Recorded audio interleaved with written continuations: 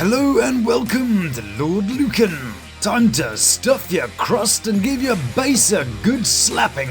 It's 90 Day, the tell-all-y thing, in the studio with the lights. We've got ourselves in a right old mess over some of this.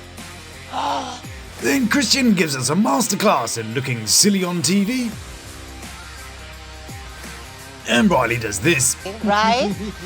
Well, bless my barnacles, we're back again, and thank you for joining us. Big love to those who have subscribed, you beautiful people. And sorry I've been so crap recently to the members of the Lukan Manor. The aeroplane of life has seen a fair bit of turbulence in recent months, and as a result I've had to restructure everything. But I'll have a new schedule and a new live stream format coming soon. So as the delightful Lady Heather of Beachington asks, will you be live again? Yes, I will, and thank you so much for your support. I wouldn't be here without you. Anyways, enough of that. It's time to go and see what's happening in the world of 90 Day. And it's part 2 of the tell-all. In the previous part, Statler tried throwing Dempsey under a big red London bus while trying to look comfortable in a red dress. Just like this with people sometimes. No, I'm not, Statler. Don't try and make excuses. She's so lifeless. I wasn't sure whether to check Dempsey for a pulse or woodworm. Anyway, Christian was there trying not to come across like a psychopath. Jasmine was looking for some attention a little bit. And Jasmine's not taking that bending over. Go on, Jasmine. You're an attention whore. Yeah, this is where we love a bit of Jasmine. And then Janet called in to assert his dominance. The man is the head of the house, and women need to follow the man. Says the 40-something-year-old virgin who lives with his mum's spare room. Yeah, real masculine and regal when you're picking your mum's pubes out of your plug hole. And we were left on a cliffhanger when this comes up. If you are pregnant with Riley's child. What? Did Riley later get lucky, did he? Well then, I'm not going to spend a second longer with that thought. I don't want to risk my brain with that kind of image. Too late. Anyway, Violet does this. And precisely 0 people feel sorry for her, because either she's rubbish at acting, or her being natural is unnaturally unnatural. Imagine though if I'm just being a little sharp and she's actually really sad. Maybe she's just got this condition that makes you unable to convincingly express emotions. And that was it so far.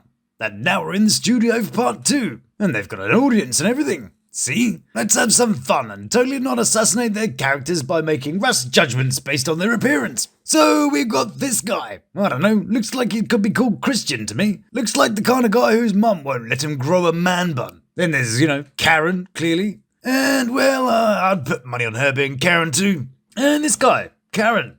Where were we? Oh yes, we'd pop to the cliffs for a spot of hanging. Are you pregnant with Riley's child? A good yes or no answer should sort this one out. Then Violet says, Tế nhị cho tôi nên là tôi về. hold on there. Oh my god, what the hell is going on with this fiasco? Okay, so there's the whole looking like you're wearing hand-me-down things that some men do. And the no-sock combo. Shameful. But he's gone way over the line of acceptable lower leggage. And these have been extra turned up for that extra offensive amount of leggage. Here, acceptable leggage. Here, unacceptable leggage. And this, generally unacceptable in all circumstances. And those shoes, blimey, did he nick them off of Great Aunt Beryl? And the hair. Okay, well, the hair thing's always going on. But still, the hair. Also, I love that they've got everyone in portrait orientation. Except Tyree, who's in landscape to fit him in. Why do they do that? I'm sure that I could have framed him in portrait, but have even been a bit slimming. But no, stage manager Bob the Knob thought it'd be much funnier to plaster him all over this 52-inch widescreen. But anyway, it's all sad because Violet says she miscarried Riley's baby. And if that's true, then it's truly sad and I won't go making any jokes about it. So the cast do their best to make somber faces and understanding nods. Except Tyree, who's staring at Raz Van Winkle. Pay attention, Tyree. Oh, and Amanda Bot, but, she always looks like that. Beep, bap, boop. Yeah, you knew that was coming. High five, Sarah. So Riley says some heartfelt and reassuring words. But deep down, he feels really strongly about his ambivalence. I'm kind of like Kind of like struggling to care because of the trust thing? Yeah, because your pores are so sparkly clean, mister. Cũng nhẹ lòng hơn khi mà But it's fine, because she said it on the telly. Then Riley reveals that Violet is coming to the US and everybody does their best impression of being pleased for them. Okay. Okay. Travel and weather is definitely best at this. She's a pro after all. Gino reacted about 5 minutes after everybody else. Okay. And then there's Christian, who thinks that clearly means parking your bike up the old dirt road and denying it in the morning. Okay. And of course, the audience went wild. Isn't it nice, though, going all the way to the US to see him? She will be in the States, and I suggested that we all meet up. Okay, well, she'll be over there anyway. Never mind. If it's God's will, then it will be. And while everyone nods piously, designated God guy Janet doesn't seem too convinced that God's up for this one either. And with that, Riley's bit is done and Trippy Tiffany leaves the stage. Find love. Find a bra. And with the end of the segment, they do that thing where they pretend to take a break in the studio. And we go behind the scenes. Okay, let's take a break. And then they all try not to get their dinner down their posh new frock. Thank you. So, what do we get? Well, Gino probably did as he was told. Proteins, no carbs. Jasmine coordinated hers with her outfit. Amanda Bott is giving hers the stroppy silent treatment after it failed to telepathically understand her needs. Christian ordered the Italian sausage. And Riley's dinner will be back up later to claim it's pregnant. Riley then admits to his desires to get married to Violet. I would have gave her the ring. Travel and Sport goes, good job, good quality shock acting there, you know. Then Jasmine goes, then Gino's like, you only had to buy one ring. But that's enough of that lollygagging about it, back to work. Now we are going to shift over to Christian and Cleo. Then Christian checks out Cleo's boobs and gives the host a raised eyebrow of approval.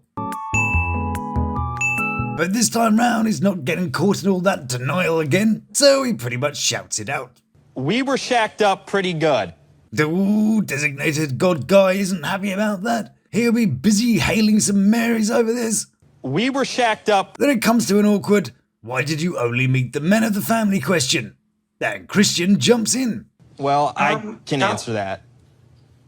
And then stumbles about the truth in a totally not dubious way.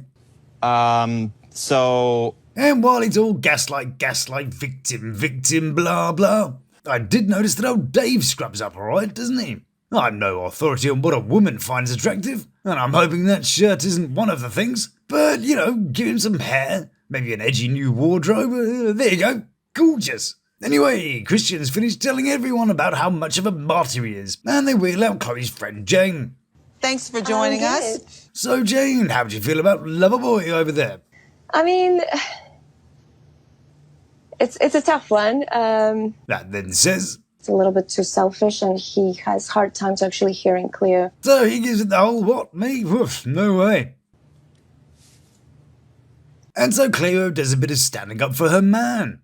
Being kind of on the verge of really being able to understand each other better. On the verge of, yeah. So after all the time, you know, he's close to understanding, but, you know, not there. We've talked about her boundaries, and I have made changes.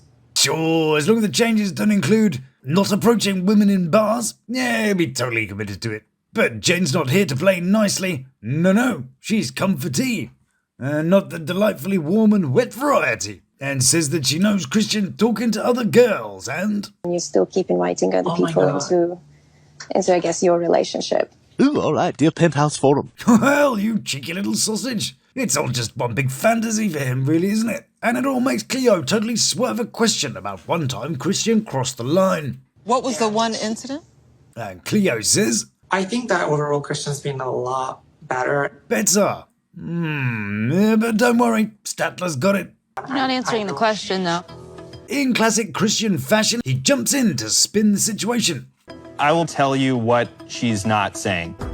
And while he was going on about that, have you ever wondered if Amanda Bott is with child? She's looking a little more, I don't know, how do you say, glowing? Anyway, the long and short of it is that Christian has a Discord where some woman was being all... Have fun.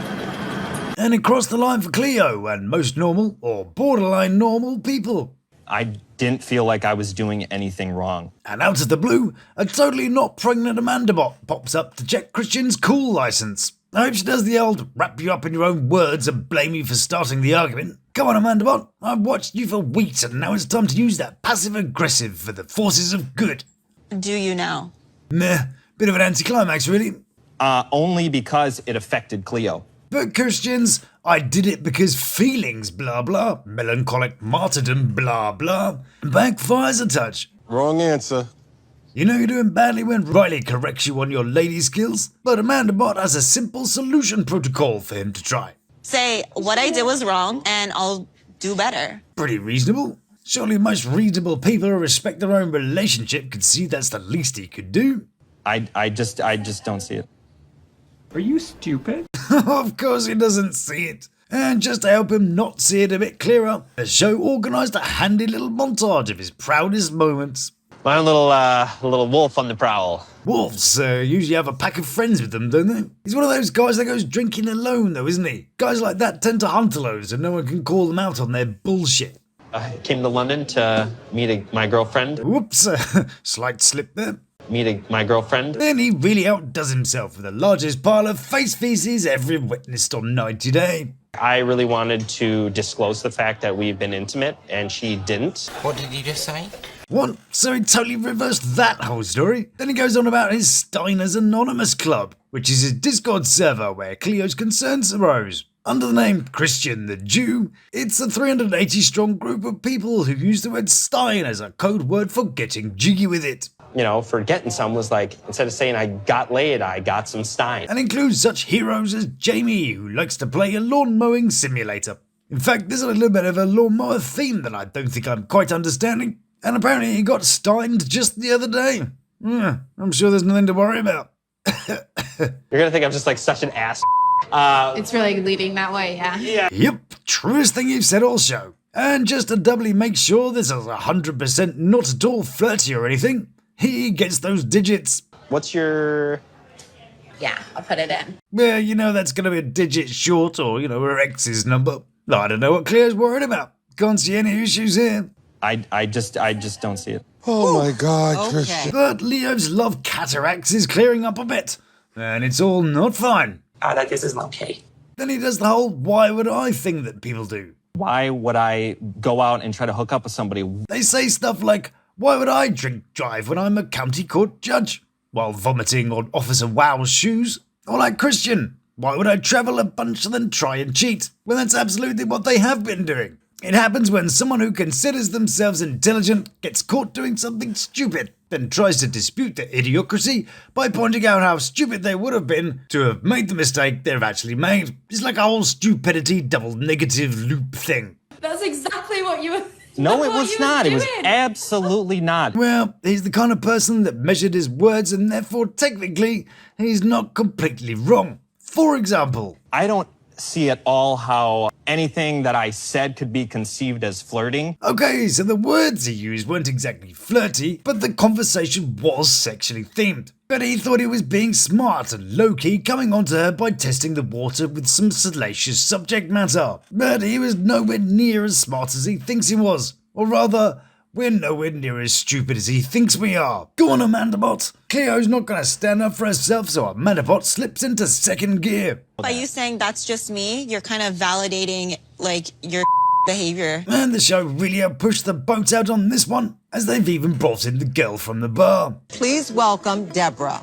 Haha, love it. I don't think the showrunners like it much either. So what did Debbie Pooh make of the conversation with Loverboy? 100% flirtation, seeing where the conversation would go. And Christian comes back with his standard type of response. I don't treat people different based on the fact that they're women. Yeah, my hero. He's gone for the old, look at me doing a feminism. I'm so bloody chivalrous. He was doing it for equality, Just don't ask if he's ever approached any men and got their numbers. If he's so bloody friendly to everyone.